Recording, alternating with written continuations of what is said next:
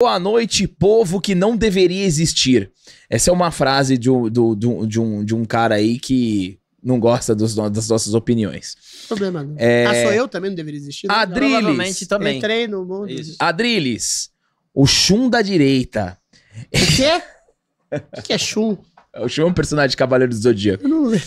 É que bom ele ser ofendido por coisas que você não sabe. não é ofensa. Não é ofensa. É um belíssimo personagem. Então é que ele é beleza. sensível e tal. É bicha. Sensível. Inclusive, ele passou pelo processo de mudança.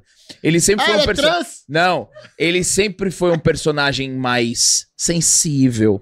E aí, num reboot, transformaram ele em mulher. Mas ele sempre Então foi é homem. Isso aí, eu entendi a ofensa. Uma pergunta profunda, hein, Adriles? Entre Bambam. Que pariu. Ai, meu Deus.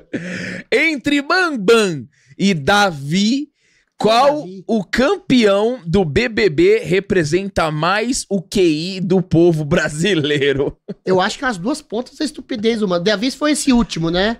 Eu acho que foi. É verdade. Foi o último. Eu não vi verdade. muito, mas eu vi umas coisas assim, tipo o cara que fingiu que bateu, que apanhou pra se colocar no lugar de vítima, né? Esse Davi mesmo, que fingiu que ficava com a mulher mais velha, depois deu o pé na bunda dela. Eu acho que são duas pontas do mesmo princípio do BBB. Que é uma espécie de mediocridade. A gente tava falando da questão do herói, né? Do herói moderno. Em grande medida, o herói moderno tem uma certa validade. O sujeito não é aquele que se espelha no Ulisses, lá, do Homero, que é o sujeito que viaja e transforma a vida, quer dizer, enfrenta o destino, enfrenta os inimigos para voltar à sua mulher amada. Hoje tem muita coisa do espelhamento do cara que é medíocre. Inclusive o próprio livro do James Joyce, puta merda, BBB pra Joyce. O próprio livro do James Joyce, Ulisses, que é baseado na Odisseia, do Homero, fala de um bêbado, corno, como se fosse Ulisses. Ou seja, olha só, o redimensionamento moderno do herói. É aquele que espelha a sua própria mediocridade e as suas próprias falhas. O BBB é isso. Eu também expus minhas próprias falhas, minhas próprias mediocridades. O problema, não vou citar nomes aqui, é quando a pessoa é só falha e mediocridade e é celebrizada por isso. Então o BBB tem muito disso, né? Às vezes você tem uma pessoa lá que tem uma história e eu tive, né, no BBB, numa das edições, e gostei muito. E vi pessoas desnudarem seu caráter, né?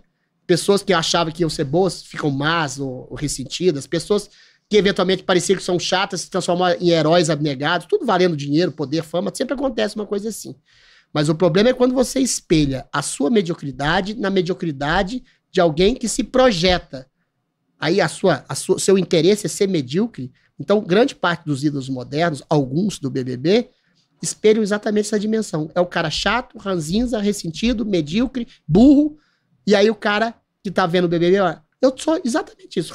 Chato, ranzinza, ressentido, medíocre e burro. Eu posso ser essa celebridade. Esse é um dos problemas do BBB. Não o meu. Tu ficou em que lugar? Eu morri na praia. Eu sempre morro na praia. Eu tive 100 mil votos para deputado, morri na praia. Eu fiquei... ia pra final, eu fui eliminado no último paredão pelo cara que ganhou. Toma. Caramba. Bem feito. Morri na praia. Isso aí. Quem foi que ganhou a tua edição? César Lima. É um cara que tinha um braço desse tamanho e falava que passava fome. Eu falei, César, o que é isso aí? E ele brincava, ele sabia que ele tava mentindo. Ah, é arroz e feijão.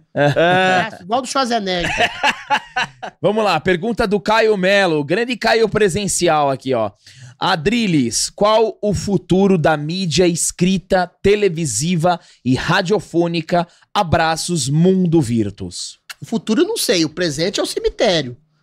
Porque aí também é outro assunto complexo e vasto. A grande imprensa virou, enfim, imprensa militante. Que é o contrário do jornalismo. O jornalismo não milita. O jornalismo não propaga ideologia. O jornalista percebe e observa a realidade e tenta arrancar a verdade daquela realidade, dos fatos, fazer uma investigação. Eu sei, eu não estou falando mentira, porque eu fui estudante de jornalismo e sou jornalista, fiz PUC em Minas Gerais e todo mundo era militante, todo mundo era ideológico.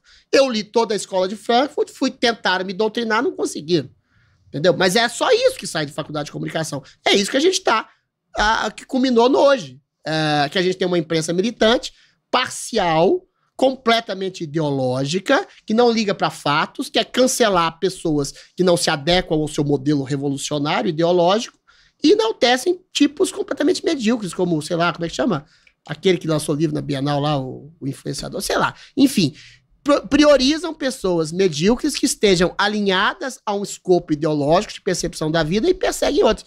Isso é, mais uma vez a tradução, não vou falar de política aqui, da ditadura que a gente vive. Você tem uma imprensa que apoia uma ditadura hoje no Brasil. A imprensa que eu tô falando é a Rede Globo. A Rede Globo que me lançou, inclusive. Não tô cuspindo no prato com o meu. Ela cuspiu na própria história de vida dela, que faz uma militância que vê pessoas sendo, enfim, perseguidas, presas, censuradas, exiladas, arruinadas, e confirma esse viés autoritário e opressivo por uma questão ideológica, financeira também, né? Mas esse é um longo assunto, mas aí não existe imprensa hoje no Brasil. Como diz meu amigo Paulo Figueiredo, a imprensa profissional morreu. O que é imprensa? O que é imprensa? Sou eu. Eu, vocês. O que é o Fio Diário, a Gazeta do Povo, é a Revista Oeste.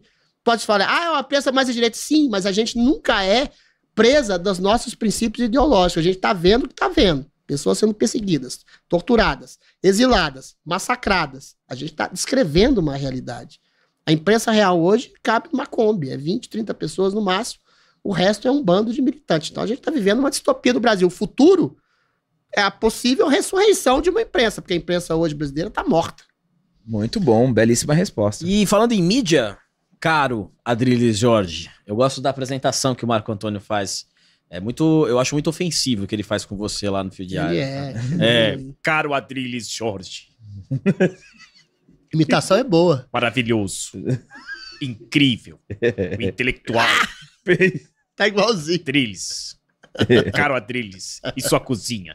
Bom, eu queria saber a sua opinião, você tá falando do futuro das mídias, e o cinema nacional, Adriles Jorge? Existe alguma coisa boa? Existe alguma esperança? Ou por conta da militância da sobrevivência, ele vai ser sempre nesse nível raso? O seu patrão, Emílio Surita, diz que não existe nenhum filme bom, né? O Emílio Surita não entende porra nenhuma de cinema. Não entende nada. Eu amo o Emílio e ele falou que eu não entendo nada de cinema.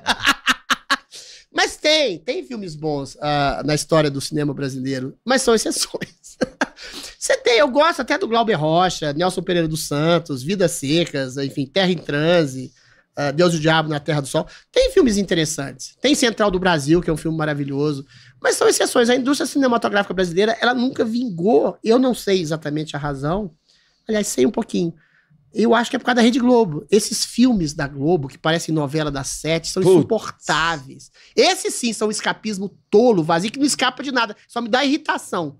Me deixa mais angustiado. E esse tipo de modelagem, esse tipo de dramaturgia novelesca, nem que eu não gostasse de novela. A novela dos anos 80 era até legal. Tinha Roque Santeiro, tinha umas novelas interessantes. Mas esse padrão novelesco que foi incorporado pela Globo para ganhar a caça-níquel, ganhar público, é uma merda, é uma porcaria. Então, a constante do cinema brasileiro é a mediocridade com salvo exceções. O Luiz Fernando Carvalho, que é um diretor que vem da Globo, fez um filme interessante lá, como é que chama? É o único filme dele que ele fez, esqueci o nome, baseado no Raduan Nassar, esqueci o nome agora. Tem alguns filmes pontuais que são muito interessantes. Agora parece que tem um filme que foi premiado em Veneza, sim, que é do Marcelo Rubens Paiva, mas que é um filme do... Marighella. Não, Marighella não. Xuxa como Mussum, você tá de brincadeira. Então tem algumas coisas pontuais que me interessam. Eu não sou um profundo conhecedor do cinema brasileiro, mas já vi uma meia dúzia de filmes. Você gosta de Tropa de Elite? Muito, isso que eu tô falando. Olha só, o que é ideologia? O cara pediu desculpas pelo próprio filme, fez o Tropa de Elite 2, que é uma merda de um filme. O filme, esse sim é um filme original, interessante, um personagem ambíguo, que é o Capitão Nascimento, que virou um herói, que realmente chega a ser torturador, mas é um herói ambíguo, um herói complexo, e que o próprio diretor não soube o que fazer com aquilo, o próprio Wagner Moura não soube o que fazer com aquele personagem. Isso é que é interessante. Aí, quando a arte escapa da própria intenção do autor, você percebe que o autor é, eventualmente, ou pontualmente, ou de maneira assídua, um grande artista. Isso é muito interessante, né? Ou seja, os filmes brasileiros, respondendo de maneira sintética, têm exceções muito boas. Ao contrário do que o Emílio disse, que não entende nada de cinema, você tem exceções extraordinárias na história do cinema brasileiro, mas é uma meia dúzia. A maioria é meio novelesco. Esse filme que eu tava falando... Ainda estou aqui. do Marcelo Rubens Paiva. Ainda estou aqui, parece. O Marcelo Rubens Paiva é um cara que justifica as piores atrocidades hoje. Isso é uma história interessante pelo seguinte, ele fala da mãe dele, o Rubens Paiva, que era o pai do Marcelo Rubens Paiva, foi morto pela ditadura, sumiu, não conseguiram pegar nem os restos mortais dele, e ela se transformou numa senhora, não sei se é socióloga, sei lá, é interpretada pela Fernanda Torres e a Fernanda Montenegro, e aí eles fazem uma metáfora que ela tem Alzheimer no final da vida, e aí é como se fosse o Brasil. Eu vi a Fernanda Torres falando, como se fosse o Brasil que esquece o passado. Ele estava falando, dá uma cutucada no fascismo bolsonarista, tá? Só que eles estão se esquecendo que a gente vive uma ditadura pior do que aquela que a gente viveu. A única diferença pontual positiva para agora é que as pessoas não são mortas, mas não precisam. As pessoas são arruinadas, destruídas, acabadas, mortas simbolicamente. E o Marcelo Rubens Paiva, olha só que coisa triste, que era o filho de um homem morto por ditadura, apoia a ditadura de hoje. E, eventualmente, pode até ter conseguido, não viu o filme, ter conseguido fazer um bom filme. Olha só como é que a arte é confusa. Você tem grandes canalhas que fazem boas obras de arte. Hoje, o Marcelo Rubens Paiva, pelo ressentimento do passado, assim como o Chico Buarque, que criticava a ditadura militar, hoje eles anuem para uma ditadura, porque é uma ditadura de esquerda. E pode ter feito um bom filme, assim como o Chico Buarque fez grandes músicas. Olha só como é que a arte é ambígua. O Mahler, dizem que era um canalha. O Wagner, dizem que era um canalha. Fizeram grandes sinfonias. Então, grandes artistas podem ser, pela ignorância calculada ou inconsciente da realidade, grandes canalhas. O Marcelo Rubens Paiva é hoje um grande canalha que pode ter escrito um grande filme. Você assistiu Dois Coelhos? Afonso Poyart, 2012. Vi, mas vi há muito tempo. Gostou? Achei legal. É bom o filme, é um filme nacional que eu Achei recomendo legal. muito. Não, tem muitos filmes bons, é porque eu não vou lembrar de cabeça. Eu lembrei desse, Central do Brasil, Terra em Transe. Como é que chama o filme? Okay. Uma com a Simone Spoladori e o Celton Mello. Estômago?